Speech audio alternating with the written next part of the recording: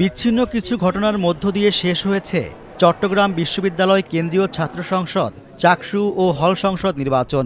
সকাল 9:30 থেকে শুরু হওয়া ভোট গ্রহণ চলে বিকাল 4টা পর্যন্ত। এখন চলছে ভোট গণনা। এর আগে সকাল 10টায় ছাত্রদলের প্যানেলের ভিপি ও জিএস প্রার্থী অভিযোগ করেন, ভোটারের আঙুলে অমোচনীয় যে কালি দেয়া হয়েছে তা এক ঘষাতেই উঠে গেছে।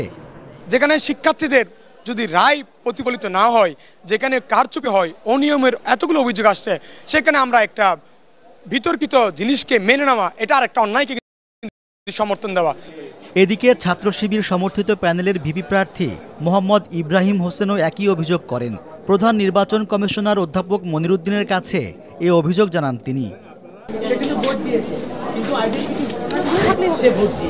কারণ তার হাতে কালিও নেই, তার নামের পাশে সিগনেচারও নেই। সে যদি পুনরায় যায় তাহলে আবারও কিন্তু তার ভোটটা নিতে পারবে যিনি নির্বাচনের দায়িত্বে আছেন।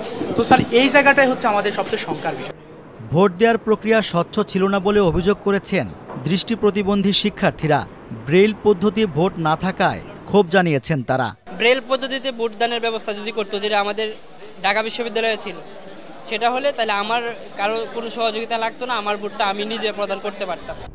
বিকাল 4টার দিকে ব্যবসায় প্রশাসন অনুষদ কেন্দ্রে নির্বাচন কর্মকর্তার স্বাক্ষর ছাড়া অনেক ব্যালট বাক্স জমা পড়েছে, এমন অভিযোগ করেন বিনির্মাণ ঐক্য প্যানেলের নির্বাচক পর্যবেক্ষক তৌহিদুল ইসলাম। এদিকে একজনের ভোট অন্যজন দেওয়ার অভিযোগ পাওয়া গেছে।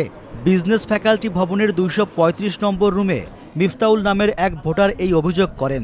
এ নিয়ে কেন্দ্রের সহকারী প্রিজাইডিং অফিসার জানিয়েছেন, মিফতাউল জান্নাত নামের আরেক ভোটার সকালে ভোট দিতে এসেছিলেন।